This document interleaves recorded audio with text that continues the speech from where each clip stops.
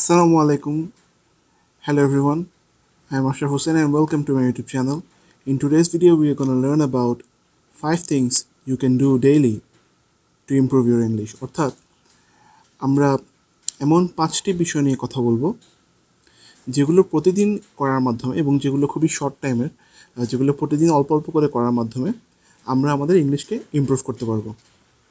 English কিন্তু এখন শুধুমাত্র একটা ল্যাঙ্গুয়েজ না, বেসিক্যালি আমাদের ক্যারিয়ার এবং আমাদের অন্যান্য অনেক ক্ষেত্রে ইংরেজিটা আসলে অবশ্যম্ভাবী। এবং বাংলাদেশে এখনও ইংলিশ জানাটাকে একটা স্কিল মনে করা হয়, কিন্তু আগামী 10 থেকে 15 বছর পরে কিন্তু এটাকে স্কিল মনে করা হবে না, কারণ এটা তখন কমন হয়ে যাবে। আপনি যদি এখন স্কুল কলেজের বা ইউনিভার্সিটির ইভেন স্টুডেন্টদেরকে দেখেন, তাদের কিন্তু ইংরেজিতে দক্ষতা যথেষ্ট পরিমাণে আছে। সো মানে তারা কিন্তু ইংলিশে comfortable. So after 10 to 15 years মানুষ কিন্তু বলবে যে এটা এখন আর স্কিল না, কারণ এটা অনেকটা কমন হয়ে গেছে। যেমন টাইপিং কিন্তু এখন আর তেমনভাবে স্কিল হিসাবে গণনা করা হয় না, কিন্তু একসময় কিন্তু টাইপিংকে একটা স্কিল হিসেবে ধরা হতো। কিন্তু এখন কিন্তু টাইপিং অনেকটাই কমন এবং সে কারণে টাইপিংকে স্কিল হিসেবে ধরা হয় না। ইংলিশেও এরকম হতে পারে। তো আমার ইংলিশ সিরিজের সেকেন্ড ভিডিও এটা। ফার্স্ট ভিডিওর লিঙ্কটা আমার ডেসক্রিপশনে দেওয়া থাকবে। তো আর কথা না বেরিয়ে চলুন আজকে ভিডিও টপিকে চলে যাই, যে 5টা জিনিস যেগুলো আপনি প্রতিদিন করতে পারেন আপনার ইংলিশকে ইমপ্রুভ করার জন্য।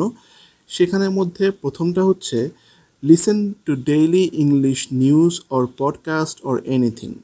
অর্থাৎ ইংরেজিতে ডেইলি 5 to 10 মিনিটস অ্যাটলিস্ট আপনি যে কোনো নিউজ অথবা এখন পডকাস্ট আছে, যে কোনো টপিকের উপর আপনি পডকাস্ট শুনতে পারেন, অথবা আপনার ইন্টারেস্টের যে কোনো জিনিস আপনি শুনতে পারেন। ইভেন সেটা একটা মুভি দেখা হতে পারে।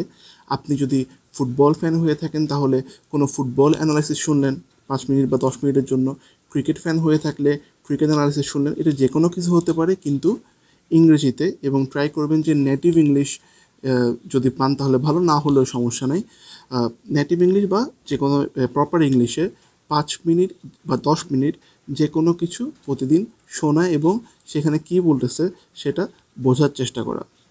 Second, at least 5 minutes conversation everyday. অর্থাৎ প্রতিদিন অন্তত 5 মিনিট কারোর সঙ্গে ইংরেজিতে কথা বলার চেষ্টা করা।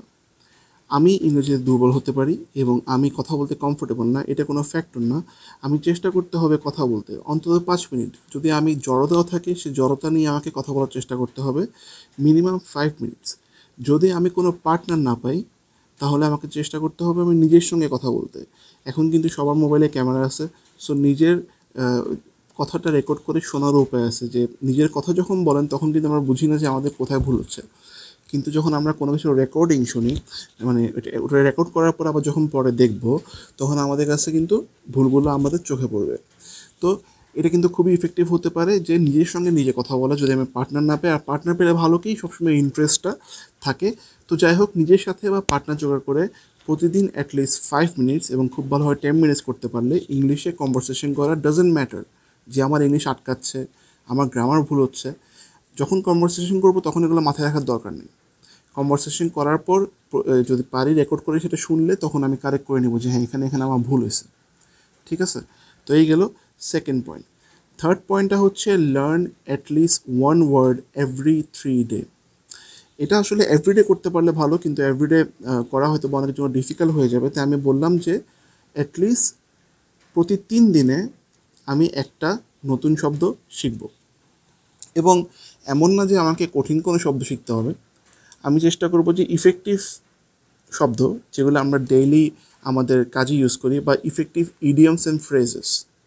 ঠিক আছে?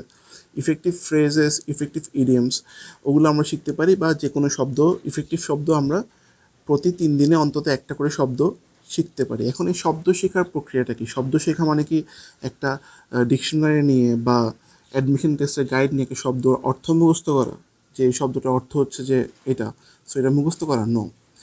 শব্দটার অর্থ আমি প্রথমে জানব, এরপর আমি চেষ্টা করব যে একটা বাক্যে কীভাবে শব্দটার প্রয়োগ হয়। এরপর আমি যে বললাম আমি প্রতিদিন 5 মিনিটের কনভারসেশন করতেছি, সেই কনভারসেশনে কোনোভাবে এই শব্দটাকে আমি ইন্টিগ্রেট করার চেষ্টা করব। তাহলে আমি 3 দিনে যদি একটা শব্দ শিখি, 3 দিনে কিন্তু আমি 3টা কনভারসেশন করতেছি। তাহলে সেখানে আমি কোনোভাবে এই শব্দটাকে নিয়ে আসার চেষ্টা করব, তাহলে কিন্তু সাবকনসিয়াস মাইন্ডে আমার এই শব্দটা শিখা হয়ে যাবে। এবং আরও একটা জিনিস করবো, সেটা আমরা এর পরের পয়েন্টে যখন যাবো সেখানে বলবো।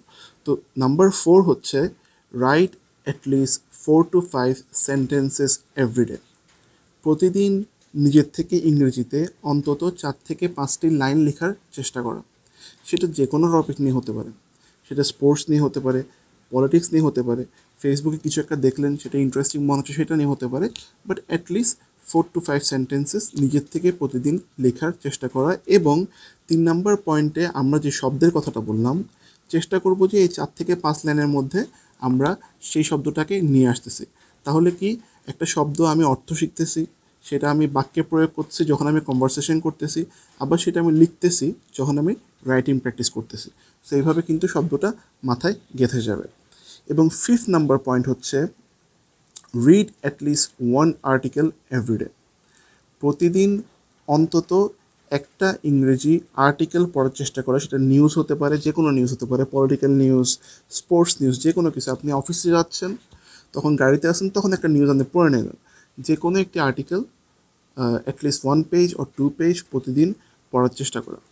এখন এই যে 5টা বিষয় বললাম, সেটা অনেকের পক্ষে হতে পারে যে আমি প্রতিদিন করতে পারতেছি না। আমি কিন্তু এখানে একটা ছাড়া বাকি 4টাই বলছি যে প্রতিদিন করার জন্য।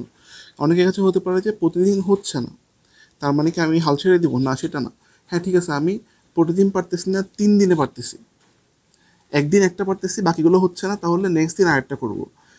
মেইন কথা হচ্ছে যত বেশি পারি অত বেশি করব, তত বেশি আমার ইংলিশটা ইমপ্রুভ হবে। নেসেসারি না যে আমার খুব বেশি এফর্ট দিতে হবে, বাট কনসিস্টেন্সি ইজ ইম্পর্টেন্ট। আমার কনসিস্টেন্টলি, অর্থাৎ ধারাবাহিকভাবে এফর্ট দিতে হবে। আমার গ্যাপ দেওয়া যাবে না, লং গ্যাপ দেওয়া যাবে না, প্রতিদিন কিছু না কিছু এগুলোর মধ্যে করতে হবে। তাহলে দেখা যাবে একটা 1-2 মাস 3 মাস পরে আমি দেখবো আমার ইংলিশে একটা সার্টেন লেভেলের ইমপ্রুভমেন্ট চলে আসছে। সো আপনার যদি ভিডিওটা ভালো লেগে থাকে, অবশ্যই ভিডিওতে লাইক এবং কমেন্ট করবেন, আমার ইউটিউব চ্যানেলটি সাবস্ক্রাইব করবেন, এবং আমার ফেসবুক পেজের লিঙ্ক এবং হোয়াটসঅ্যাপ গ্রুপের লিঙ্ক ডিসক্রিপশনে দেওয়া থাকবে, আপনারা ওগুলোও ফলো করতে পারেন। Thank you very much.